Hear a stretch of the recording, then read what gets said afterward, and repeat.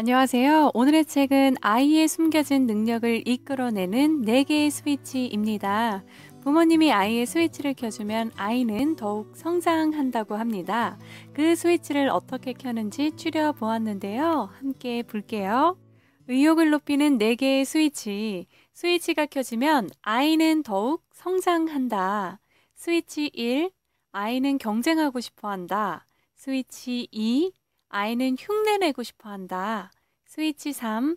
아이는 조금 어려운 일을 하고 싶어 한다. 스위치 4. 아이는 인정받고 싶어 한다. 할 수 있는 일을 하나하나 늘린다. 이 말을 명심하기 바랍니다. 읽고 쓰기는 아주 간단한 글씨부터 한자씩 시작합니다. 계산도 마찬가지입니다. 할 수 있는 일은 재미있다. 재미있으니까 연습한다. 연습을 하면 잘하게 된다. 잘하게 되면 더 좋아하게 된다. 이제 다음 단계로 나아가고 싶어진다. 이 같은 순환을 이끌어내주면 더 이상 공부하라는 말을 하지 않아도 됩니다. 아이의 집중 시간은 최대 20분. 유아가 한 가지 일에 집중할 수 있는 시간은 20분 정도입니다. 따라서 한 가지 공부는 20분 정도로 그치는 게 좋습니다. 읽기 20분, 쓰기 20분, 계산 20분씩 해서 1시간입니다. 게임 같은 공부라면 주말이든 설날이든 아이는 기꺼이 합니다. 엄마랑 그림 그리기 게임할까? 숫자 게임 어때? 이 책 정말 재미있다 하면서 권해보기 바랍니다. 아이는 놀이 감각으로 책을 받아들이기 쉽습니다. 3살이 되면 글씨에 흥미를 갖게 만든다. 3살 때까지는 어머니가 책을 읽어주는 게 좋습니다. 아이가 좋아하는 이야기를 중심으로 감정을 넣어 읽어주면 아이의 정서는 더욱 풍부해질 것입니다.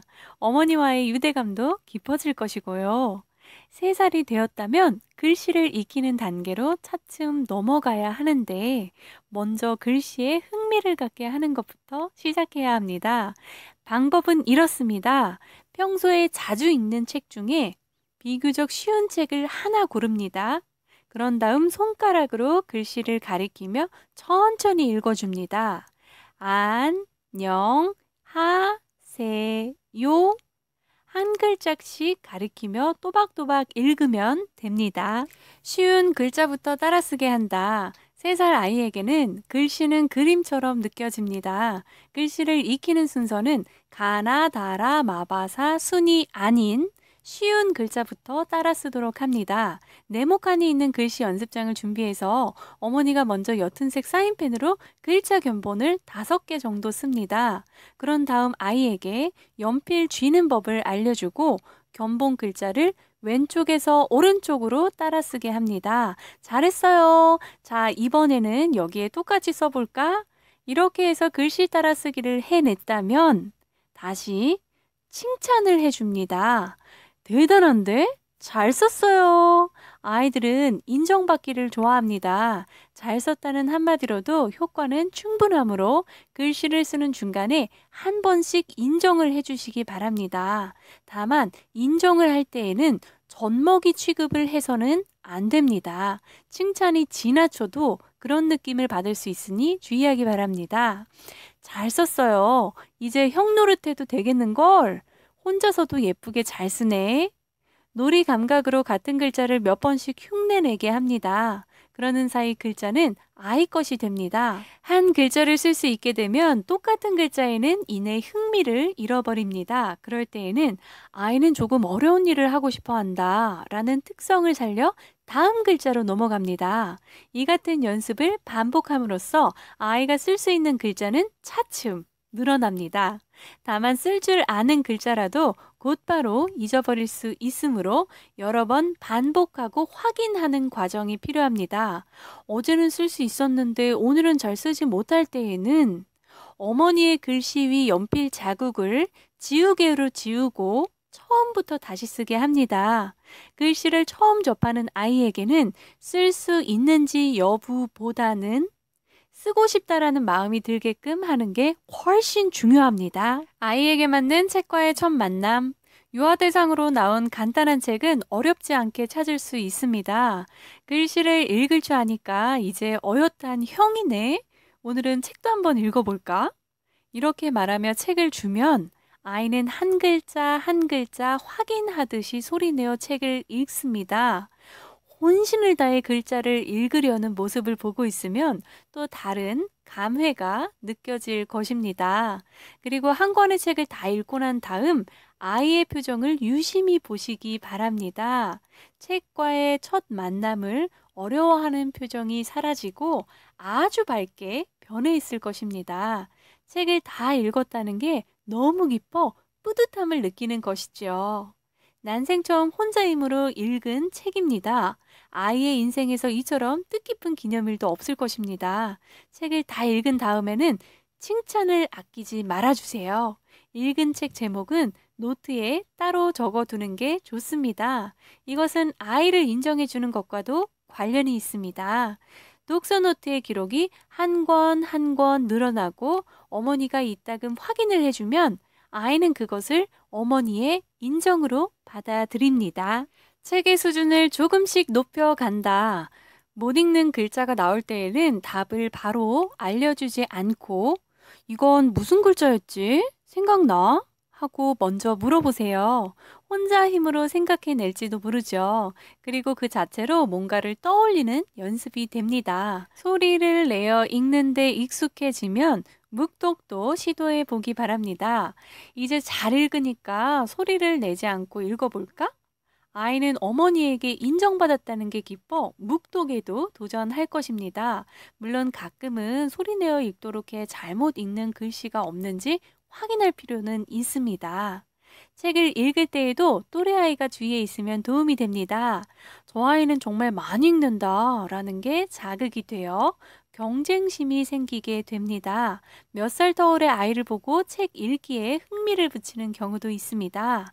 나도 형처럼 책을 많이 읽어야지 하며 보고 배우는 것입니다. 따라서 아이가 혼자인 경우에는 주위 아이들과 독서 모임을 만드는 것도 좋은 아이디어입니다. 서로 자극이 되어 스위치가 켜지면 책 좀 읽어 라는 잔소리는 이내 사라질 것입니다. 글짓기는 옮겨 적기부터 시작한다. 아이가 좋아할 만한 문장을 만듭니다. 8자, 6줄 정도의 간단한 문장이 좋습니다. 내용은 음식이나 탈 것, 만화 주인공, 아빠나 엄마를 소재로 삼아 아이가 흥미를 보이게끔 만드는 게 중요합니다. 아이는 흉내를 좋아하므로 옮겨 적기를 귀찮아하는 일은 좀처럼 없습니다. 문장의 내용이 재미있을수록 아이는 옮겨 적기에 더욱 흥미를 보입니다. 옮겨 적기를 매일 되풀이하다 보면 오래지 않아 글짓기의 기본이 되는 단어의 쓰임새를 깨닫게 됩니다. 이렇게 해서 혼자 해도 될 것 같은 단계에 이르면 이제 자유롭게 써보게 합니다. 아이는 엄마 아빠에게 하고 싶은 말이 정말 많습니다. 아마도 그것을 열심히 쓰려고 할 것입니다. 옮겨적기나 글짓기를 잘 했을 때에는 노트에 꽃 모양과 칭찬 한마디를 적어주세요. 아이의 노력을 하나하나 인정해 주는 것입니다. 숫자 공부에서 정말 중요한 것, 4번까지 푼 다음에 다시 1번을 풀 수도 있습니다. 유아기 교육은 아이가 의욕을 잃지 않도록 하는 게 무엇보다 중요합니다. 숫자를 익혔으면 계산에 도전한다. 숫자 공부를 반복하다 보면 자연스럽게 숫자 개념이 정착됩니다. 아이가 숫자를 충분히 이해하게 되었다면 바로 계산 문제로 넘어갑니다. 먼저 덧셈 공부부터 시작합니다. 숙제보다 읽기 쓰기 계산에 중점을 둔다. 아이들 수준에 맞춰 과제를 내주는 게 학력의 기초를 쌓는 관건입니다.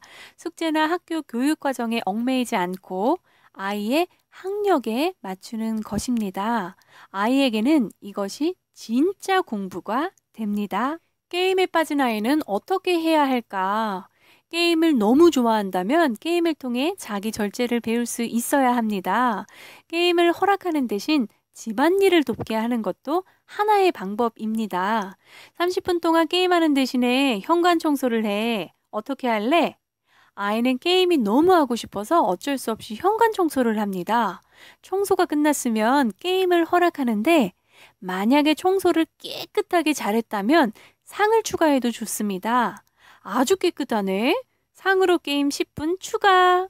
이렇게 해서 아이를 인정해주고 그 대신 어머니는 게임 시간을 컨트롤할 수 있습니다. 게임을 하기 위해서는 반드시 어머니를 도와야 한다는 원칙을 정해두면 아이는 이것을 당연하게 받아들입니다. 게임 때문에라도 아이는 자기가 할 수 있는 최선을 다합니다. 또한 일을 시킬 때에는 짧은 시간 안에 정확하게 하는 버릇을 들이는 게 좋습니다. 짧은 시간 안에 정확하게 해내려면 머리를 써야 합니다. 이리저리 궁리하는 과정을 통해 아이는 지혜로워집니다. 어떻게 하면 현관을 재빨리 깨끗하게 청소할 수 있을까? 게임을 빨리 하기 위해서라도 아이는 여기에 대한 답을 찾고자 노력합니다. 이 같은 문제 해결 과정은 읽기나 쓰기 계산으로는 얻지 못할 지혜를 아이에게 선사합니다. 응석은 받아주지 않는다. 4살이 넘은 아이가 응석을 부릴 때에는 받아주지 말아야 합니다. 안 돼! 라는 어머니의 말에 울고불고하며 떼를 쓰더라도 그냥 두셔야 합니다. 아이는 스스로 상황을 극복하는 힘을 지니고 있습니다. 넌 할 수 있어. 먼저 갈 테니까 빨리 따라와. 손을 잡아주지도 말을 걸지도 마세요. 그냥 먼저들 가세요. 아이를 생각하면 매정해도 어쩔 수 없습니다. 이렇게 말하면서도 내심 아이의 태도를 지켜보고는 있습니다만 적어도 아이는 그 낌새를 알아채지 못합니다. 잠시 후 울음을 그친 아이가 물을 가로질러 일행을 따라옵니다. 혼자 남겨지는 게 싫어서 자신의 힘으로 벽을 극복한 것입니다. 식사나 목욕보다는 수면이 먼저다. 초등학교에 들어가기 전에 들여야 할 첫 번째 습관은 아침 일찍 일어나기입니다. 대다수 전문가들이 지적하듯 일찍 자고 일찍 일어나기 그리고 아침밥 먹기는 학력을 높이는 데 꼭 필요한 습관입니다. 밤 9시 가까이 됐는데도 아직 식사나 목욕을 마치지 못했다면 밥이나 목욕보다는 잠이 우선입니다. 수면 시간을 줄이지 않는 게 무엇보다 중요합니다. 4살이 되면 더 이상 안아주지 않는다. 아이를 안아도 좋은 것은 3살 때까지라고 생각합니다. 산고를 치르며 목숨을 걸고 난 아이니까 3살까지는 얼마든지 귀여워해도 좋습니다. 하지만 아이를 진심으로 걱정하고 사랑한다면 4살 이후에는 안지 않는 게 좋습니다. 자녀 교육의 목적인 자립의 측면에서 생각해도 그렇습니다. 아이 기르기에서 가장 나쁜 영향을 미치는 게 바로 과잉보호입니다. 이렇게 글씨를 처음 접하는 우리 아이에게서 초등학교에 들어가기 전에 들여야 할 첫 번째 습관 등을 보았는데요. 이 외에도 아이들은 어떨 때 인정받았다고 생각할까? 3학년 때까지 평균 2,000장 분량의 글을 쓴다? 5살에 절대음감을 익힌다? 자연 속에서 배우면 더욱 성장한다? 왜 그렇게 공부를 좋아할까? 등 나의 아이에게 도움이 될 행운의 열쇠가 담겨 있습니다.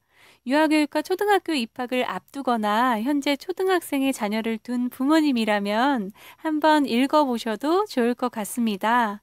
또한 책 속에 아이를 교육하는 방법뿐 아니라 노력하는 과정에서 함께 얻을 수 있는 지혜로움들이 글 속에서 보석처럼 빛나고 있으니 읽어보시고 꼭 밝게 빛나는 지혜로움을 가져가셔서 아이와 가족과 함께 하시기를 바랍니다. 지금까지 책 아이의 숨겨진 능력을 이끌어내는 4개의 스위치 요코미네 요시후미 지음 이우희 옮김 이명희 감수 토트였습니다. 세븐키즈였습니다. 감사합니다.